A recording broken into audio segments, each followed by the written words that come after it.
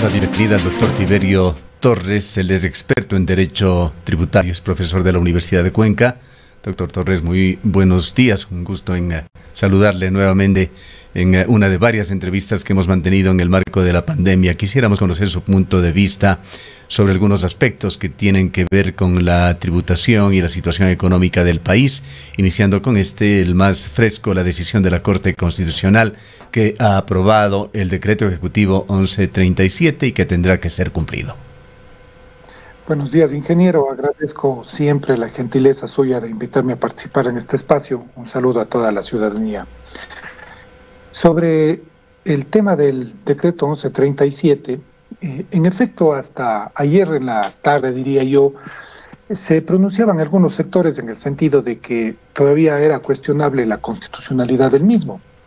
No obstante, conforme usted lo ha señalado hace unos instantes, ayer en la tarde, hacia finales de la tarde, se conoció ya el pronunciamiento de la Corte Constitucional que ha dejado santificado, si se quiere decir de alguna manera, el decreto 1137, habiéndose dispuesto la constitucionalidad del mismo. Esto quiere decir que cualquier intento o intención o idea que hubiesen tenido los sectores empresariales, hace un momento le escuchaba a Diego Malo hablar al respecto, para cuestionar la constitucionalidad de este decreto han quedado ya definitivamente sepultadas, pues la constitucionalidad del mismo ha sido ratificada por la Corte. Varias cosas que decir al respecto. Primero, si esto es lo que ha señalado el presidente de la República en el sentido de que no se trata de un nuevo tributo, lo que se está haciendo con el decreto 1137 es en uso de una facultad que la Constitución le otorga al presidente de la República en momentos de estado de excepcionalidad en la República, se puede decretar el cobro anticipado de tributos y podría habérselo dispuesto respecto de cualquiera de los tributos que están vigentes en el marco jurídico ecuatoriano. En este caso, la presidencia de la República ha optado por que sea el impuesto a la renta el que sea pagado de forma anticipada, de tal suerte que en efecto no se trata de un impuesto nuevo, sino se trata de una medida que lo que busca es hacer que quienes se supone deberían pagar tributos al cierre del presente ejercicio fiscal y deberían pagarlos en el año siguiente conforme regularmente se lo hace, más bien lo hagan en este momento de necesidad fiscal. Las empresas, sin embargo, y es lo que escuchábamos al dirigente empresarial, se encuentran en una situación sumamente delicada. Han logrado de alguna manera sobrevivir en estos meses, pero señala Diego Malo que no se han recuperado realmente de la crisis y esto puede ser la gota que llena el vaso para muchas empresas. ¿Cuál es su opinión sobre la pertinencia desde este punto de vista? Lo otro, las necesidades del país para combatir la pandemia está fuera de discusión, pero ¿en qué situación se pone a las empresas? Ciertamente yo creo que no es discutible ni el marco legal ni el marco de necesidad vigente. Sin embargo, lo que sí puede discutirse, y aquí yo sí voy a compartir la opinión del presidente de las cámaras, es que quizá el momento y el sector elegido para hacer la contribución no son los más adecuados. Hay que tener en cuenta, efectivamente, como lo ha señalado Diego Malo, que el sector empresarial ecuatoriano en general viene atravesando un periodo de 6 meses, al menos de 6 meses. Yo diría que no solo la pandemia les ha afectado, ya la situación del país era paupérrima antes de la pandemia. Y vienen atravesando un periodo constante de al menos los últimos 6 meses en los cuales su actividad económica no ha sido la corriente, no ha sido la común. Y lo mínimo que uno puede pensar es que los resultados económicos no sean ni de lejos al menos los que tuvieron en el ejercicio fiscal anterior, que es el parámetro que el gobierno está teniendo en consideración para establecer el gravamen. Tengamos en cuenta que el decreto 1137 lo que está señalando es que los contribuyentes que durante el ejercicio fiscal anterior tuvieron ventas superiores a los 5 millones de dólares, fíjese que ahí se está tomando un periodo de la realidad económica de un periodo fiscal que era totalmente distinto al que actualmente vivimos, serían los llamados a contribuir en este caso, ¿no? Claro, luego se establece la condición de que obtengan o hayan tenido durante el presente ejercicio hasta el mes de agosto utilidad contable, queriendo suponer que la existencia de utilidad contable de alguna manera significaría una manifestación de capacidad económica de las empresas para contribuir, lo cual no necesariamente es cierto. Diego Malo hacía una observación que resulta acertada en el sentido de que utilidad contable no necesariamente significa disponibilidad de recursos. Yo iría incluso un poco más allá. Utilidad contable en los actuales momentos o en el mes de agosto pasado no necesariamente quiere decir que al final del ejercicio económico esas empresas vayan a generar utilidad y vayan a estar sujetas al pago del impuesto a la renta. No obstante, ellas han sido llamadas a sufrir el sacrificio en estos momentos y a contribuir con el Estado. Muy cuestionable es el hecho de que se llame a colaborar a un sector que no necesariamente está siendo el que esté generando utilidades, que no necesariamente esté en la posibilidad de contribuir. Es posible que la medida actual dispuesta por el gobierno ponga en serios aprietos a algunas empresas. Es posible que estas empresas, para poder cumplir con el pago anticipado del impuesto a la renta, tengan que sacrificar en otros lados, quizá por ahí haciendo recortes de personal, reduciendo gastos, en fin, de manera que puedan cumplir. Esperemos que el impacto no sea excesivamente negativo en el sector empresarial. Hay dos filtros esenciales que ha puesto el gobierno para la determinación de quién paga. Se estima que serán unas 1.000 empresas aproximadamente, pero el uno es de aquellas empresas que no pararon sus actividades y el otro es aquellas que reportaron utilidades. ¿Es posible realizar un análisis cualitativo para saber qué tipo de empresas son las que cumplen con estos parámetros? A ellas les tocará pagar, y cuánta solidez sobre todo tienen estas empresas para responder a la situación.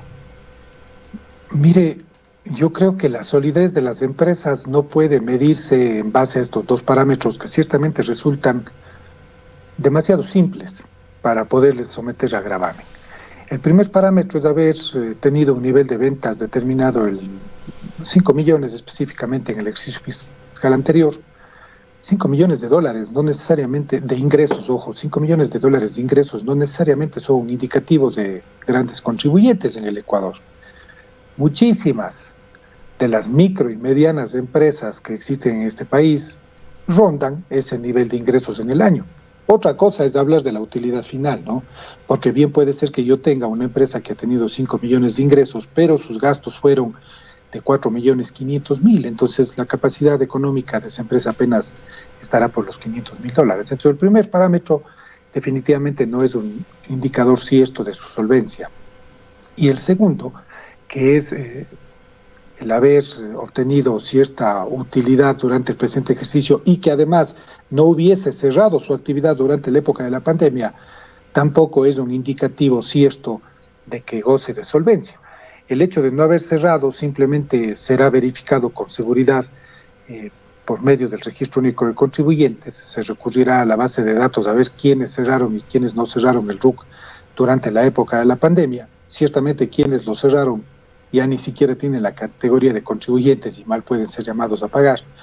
Pero entre quienes cerraron no necesariamente hay empresas que gocen de buena salud económica y financiera.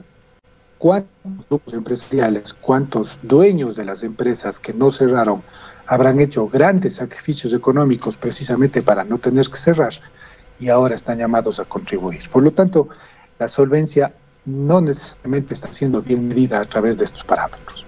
Ahora, hay antecedentes en el país. Primero, con el gobierno de Rafael Correa se impuso en forma generalizada el pago anticipado del impuesto a la renta. Hubo ofertas que se cumplieron por parte del actual gobierno en el sentido de que esto sería derogado, pero se vuelve por la emergencia a esta situación.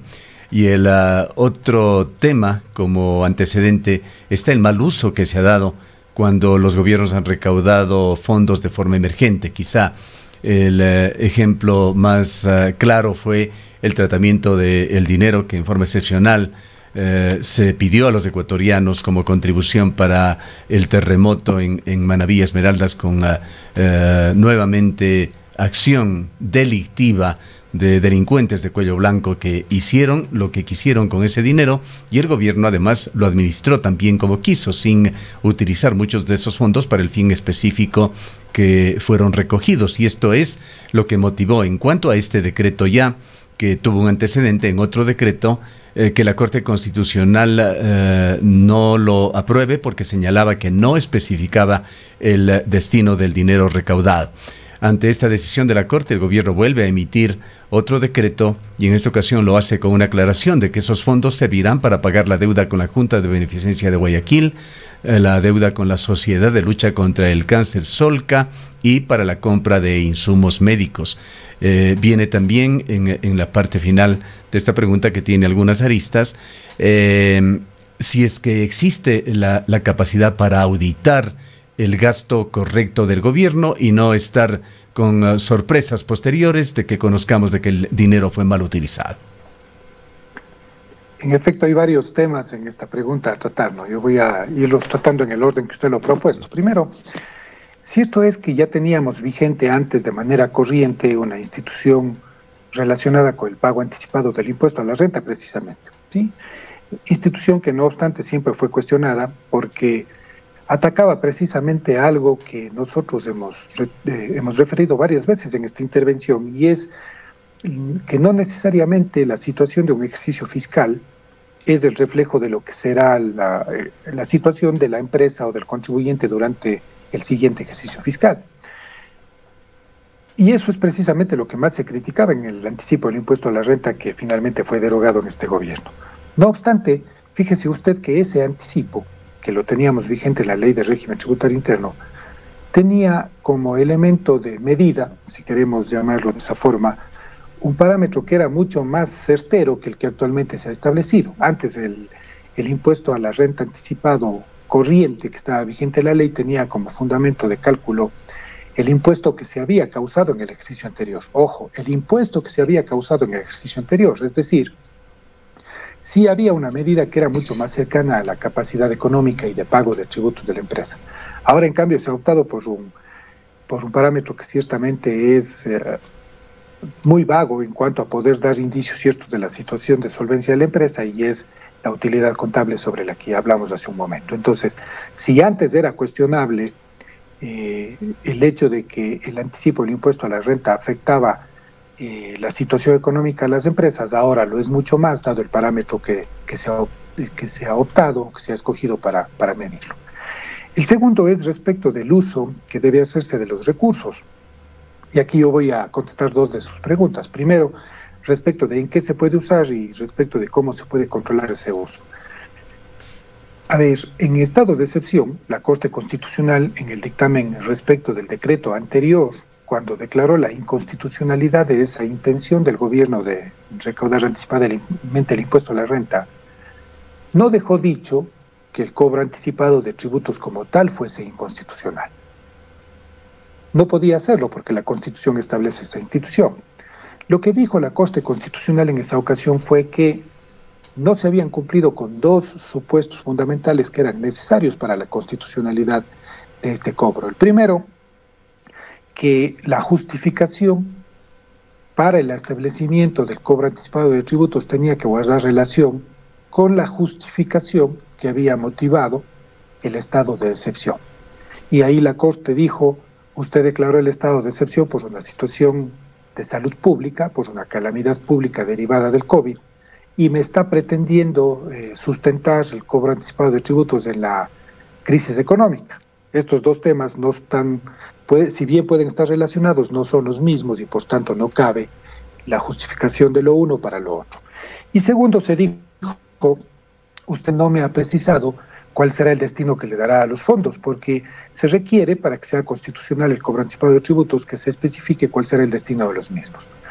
Usted ha dicho con acierto que ahora, en el decreto 1137, se han recogido las observaciones que se hicieron en el dictamen anterior de la Corte Constitucional, y el gobierno lo que ha hecho es señalar primero que la motivación de este cobro anticipado de tributos está dada por la pandemia, por las situaciones de calamidad pública derivadas de la emergencia sanitaria, con lo que se cumple el primer supuesto.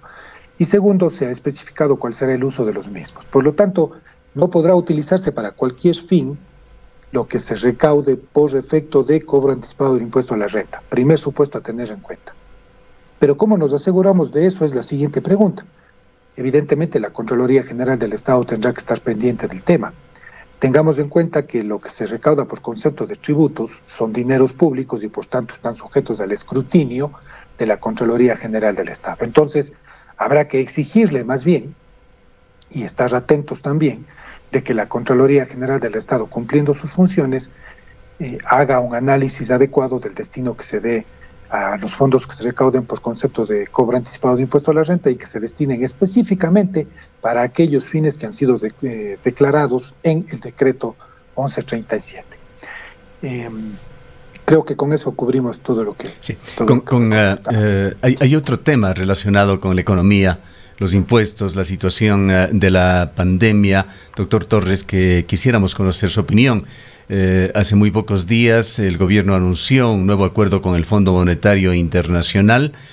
Hubo comentarios de entidades internacionales que señalaban que este acuerdo con el Fondo Monetario Internacional cambiaría drásticamente la realidad económica del Ecuador. Ese grado de optimismo se tuvo con respecto a este tema.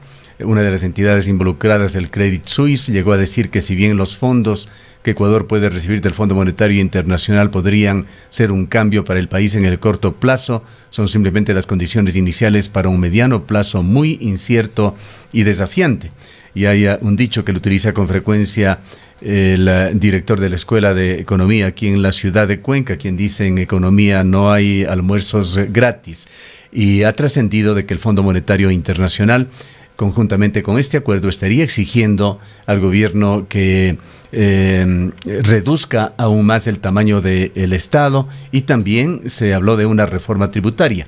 Preguntado sobre esto, el polémico economista Pablo Dávalos, uno de los economistas heterodoxos del país, dijo que efectivamente, primero, él no creía en que todo ese dinero iba a ingresar al país, y daba su explicación al respecto. Decía que había un excesivo entusiasmo y una divulgación propagandística del gobierno, pero también señalaba que esta reducción del tamaño del Estado sí era una exigencia y que esto iba a implicar más despidos en la gravísima situación que se vive ya en el ámbito laboral en el país. También dijo que esto iba a implicar una elevación del IVA al 18%.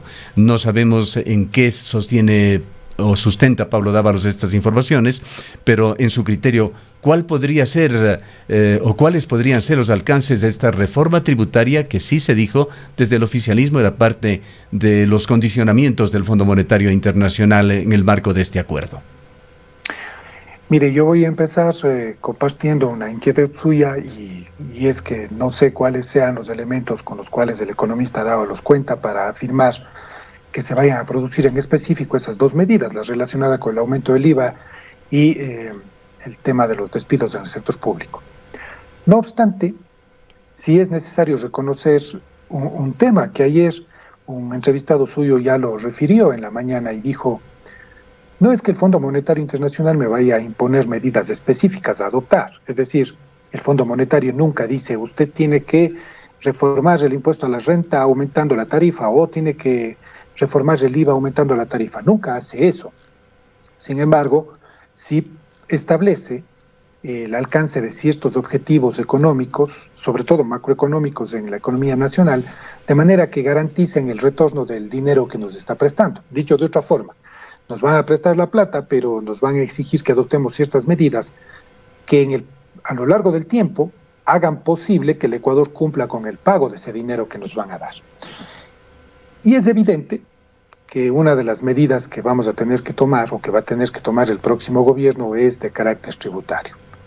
Esto no solo por el acuerdo que se va o que se pretende alcanzar con el Fondo Monetario Internacional, y a la situación económica que el país viene atravesando durante los 2 últimos años fundamentalmente, sin embargo ya una crisis que se siente desde el último año de gobierno de Correa y durante todo este periodo de Moreno, ya venían haciendo obligatorio el hecho de que se piense en una reforma tributaria.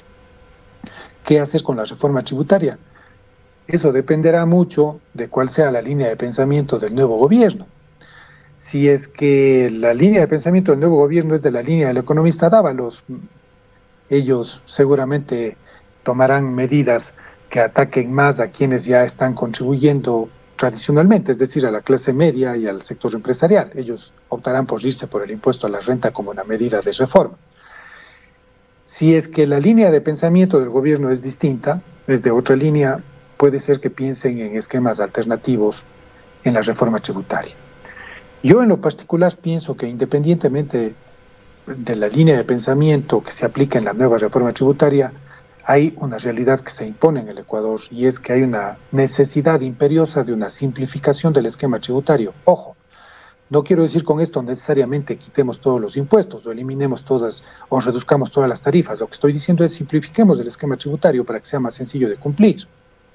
Quizá una medida puede ser fortalecer alguno de los impuestos fuertes que tenemos vigentes, pensemos en voz alta impuesto a la renta o impuesto al valor agregado, pero al mismo tiempo, como una medida complementaria, eliminemos varios otros tributos pequeños que tenemos por ahí sueltos a nivel local, a nivel nacional mismo, que hacen que la situación de las empresas sea excesivamente cargada de tributos. Tendremos que pensar en una reforma tributaria que logre dos objetivos. Primero, que le dé recursos al Estado, eso es evidente, pero segundo, que sirva también como un elemento reactivador de la economía nacional. Por lo tanto, no necesariamente hay que pensar en una reforma tributaria que llegue a endurecer el esquema tributario. A veces, perdiendo se gana, se dice, ¿no? Por lo tanto, es posible que con una reforma tributaria que, haciendo más suave el esquema tributario desde el punto de vista de las cargas fiscales, sin dejar de recaudar, pero haciéndolo más flexible, logre a la larga una mayor recaudación porque habrán más contribuyentes, porque el esquema económico del país en general mejorará. En ese sentido, yo no creo que una de las medidas que se esté pensando por ningún sector sea subir el IVA al 18%. Puede ser que esto sea parte también del discurso político que a veces suele manejar el economista Dávalos. El tamaño del Estado ciertamente tiene que reducirse, eso es una realidad también innegable y no es exclusivamente de ahora de la pandemia, es algo que debía producirse ya desde el gobierno anterior, en donde, por cierto, se produjo el incremento desmedido del sector burocrático del país. Esto no necesariamente quiere decir despidos, ojo, esto se puede hacer también a través de la revisión de las masas salarial del sector público, porque cierto es que este es el peor momento para dejarle sin trabajo a la gente, por lo tanto, yo no tomaría esa medida. La medida no sería sacar a quienes ya están trabajando, pero sí podría ser revisar los salarios de todos quienes están trabajando, para que a la larga el efecto sea el mismo, reducir la carga que significa fiscalmente el pago de los salarios en cuanto al total de salarios que pago, sin reducir necesariamente los puestos de empleo.